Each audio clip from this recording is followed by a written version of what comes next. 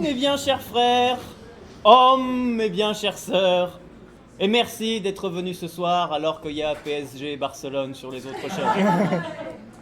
Avant que mes collègues ne vous plongent dans un déluge de grivoiseries et de tracheries gratuites et faciles, plutôt que de vous parler de karma et de cul comme eux, laissez-moi vous parler un peu d'amour. Notre histoire se passe dans un monastère du fin fond de l'Ardèche, du Tarn, de la Bretagne ou de n'importe quel coin où des gens viennent de très loin pour se faire chier et se donner une bonne conscience en réfléchissant à la vanité de l'existence, une espèce de très grand congrès du Parti Socialiste, mais avec moins de barbus. Comme chaque matin, petit roseau qui suit l'onde du vent se réveillait au chant mélodieux d'un coq beaucoup trop lointain pour qu'on puisse le dégommer à coups de sandales. Petit roseau, comme on l'appelait, était novice au monastère depuis à peu près 6 mois. Avant, il s'appelait encore Jean-Eudes. Car on ne naît pas moine bouddhiste, on le devient. Ça, c'est fait. Dans sa vie antérieure, Jean-Eudes travaillait comme informaticien chez Goldman Sachs. Puis la crise de 2008 était venue, son job était parti, son patron l'avait quitté pour un trader indien moins cher que lui, et sa femme l'avait licencié pour trop faible retour sur investissement. Il avait alors choisi de se détacher totalement des biens bassement matériels, ce qui tombait vachement bien vu qu'il était sur la paille, et de se retirer dans cet endroit certes austère et peu confortable, mais finalement mieux chauffé qu'une file d'attente dans un refuge du 115. Tiens, j'y pense, ça n'a rien à voir, mais je me demande si austère et bien chauffé, c'était pas le titre d'un film de Max Pécasse, avec une italienne dans le rôle de l'institutrice et une trentaine de nains dans le rôle de la classe surchargée. Enfin, je sais plus. Bref, excusez-moi. Je digresse. Olivier a horreur que je digresse. Et pour ce genre de choses, la graisse, c'est extrêmement dangereux. Il vaut mieux privilégier les calembours lubrifiés à l'eau. Ainsi donc, petit roseau quittait sa couche de paille et se dirigeait matinalement vers les latrines sèches, qui lui rappelaient terriblement ses soirées en ville de son ancienne vie de cadre supérieur, quand il vit débarquer un car au bioéthanol rempli d'apprentis élèves et de nouvelles novices, ainsi que de quelques pléonasmes qui s'étaient planqués à l'arrière du bus pour ne pas être à l'avant. Immédiatement, il la vit, elle. Déjà drapée de son simple carré de tissu gris beige rapiécé, qui aurait pu faire fureur à la Fashion Week si on y avait collé une signature connue un peu dessus et une anorexique un peu connue autour, elle rayonnait au milieu de ses frères et sœurs de recueillement comme une étudiante Erasmus en provenance directe de Fukushima. Elle était déjà passée par le dispensaire où on lui avait donné ses vêtements réglementaires et administré le rituel ablution, massage, chimiothérapie. Mais, comme Charlize Theron dans la bande-annonce de Mad Max, ou une jeune fille qui aurait pris allemand première langue en juin 44, même chose, elle était belle. À sa vue, Jean-Eudes ne se sentit plus de joie. Il avait pourtant appris à contenir ses pulsions les plus quotidiennes.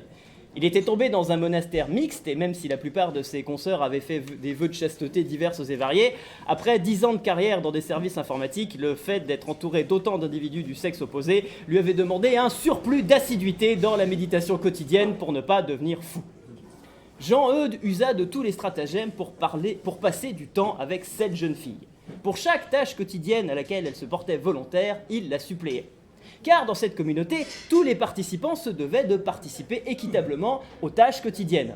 Bon, une fois, un ancien militant cégétiste avait bien tenté de tirer au flanc en plaidant la défense du service public, mais tout le monde avait vu qu'il cherchait simplement à éviter la corvée de ramassage transcendantal des topinambours.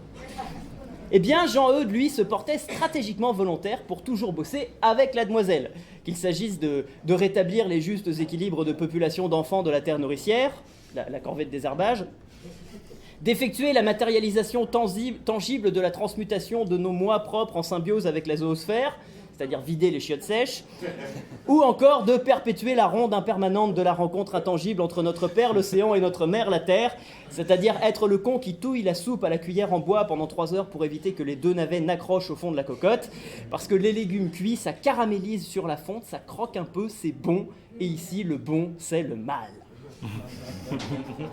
Toujours, elle lui souriait, mais jamais elle ne lui parlait. Alors, pour assouvir ses pulsions, petit roseau était obligé parfois d'avoir recours à des ignobles pratiques onanistes. Ainsi allait leur amour naissante, platonique comme une idylle de jeunes et silencieuse comme un couple de vieux.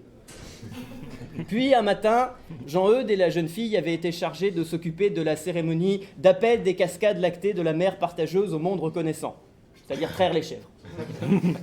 C'en fut beaucoup trop pour lui. Manipuler ainsi les pis de la pauvre bête en sachant ceux de sa semblable si proche, lui qui avait toujours prétexté un végétarisme farouche pour ne pas violenter Biguette, ne put contenir son humanité plus longtemps. Il se tourna vers celle de ses voisines qui avait plus de poils sur le ventre que sur le crâne, et lui jeta son désir au visage. « Venez avec moi, je vous en prie.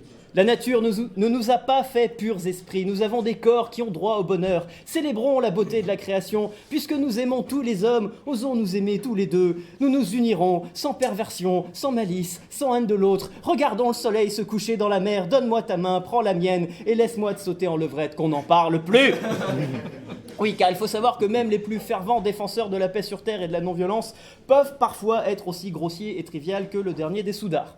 Sans quoi, comment croyez-vous que François Bayrou et Hervé Guémard auraient eu leurs 6 enfants? Attention, que les militants de Centre-Droit ne se méprennent pas, je n'ai jamais insinué que François Bayrou et Hervé Guémard avaient eu 6 enfants ensemble. Hein. Je veux dire, j'ai pas de preuves. Enfin, l'enquête avance, mais j'ai pas de photos à analyser, quoi. Bon, bref. Il y a énormément de caméras de surveillance dans le monastère, hein, oui, c'est des gens qui se réunissent pour se couper du monde en s'habillant en orange. Les RG ont considéré que c'était soit un recueil de terroristes, soit un congrès du Modem, et que dans les deux cas, il fallait écouter par sécurité. Mais revenons à notre histoire. Jean-Eudes venait de faire sa déclaration et son offre quand la jeune femme, à peine courroucée, lui fit ce grand sourire insupportable de bienveillance qu'ont les belles femmes qui savent qu'elles sont belles et ne prennent même plus de plaisir malsain à renvoyer un prétendant dans ses penates avec le moral dans les sandales et la bite sous le Bouddha. Comme un automobiliste noir en Alabama, leur idylle était condamnée d'avance, lui expliqua-t-elle. Elle avait fui la société machiste pour échapper à l'emprise du couple et avait juré de ne plus jamais faire la vaisselle ou l'amour que pour elle-même ou pour la terre entière. Jean-Eudes retourna méditer longuement. Au début, il eut besoin pour se calmer et se consoler de l'assistance d'une statue de la déesse Vishnu qui traînait par là, qui possédait pile le nombre de seins et le nombre de mains nécessaires. Puis, au bout d'un moment, il trouva la paix intérieure, pardonna et se débarrassa de ses envies et de sa haine. Ils vécurent neutres, n'eurent aucun enfant, et quelques années plus tard, juste avant de mourir en excellente santé, le jeune novice, devenu vénérable source de sagesse, s'adressa à ses disciples et leur dit ces mots empreints de solennité. « Mes frères, mon parcours touche à sa fin, j'ai vécu, j'ai aimé, j'ai appris. Je pars sans remords et sans regret, mais je vous dirai toutefois une chose. Dans le doute, tapez-vous la chèvre. »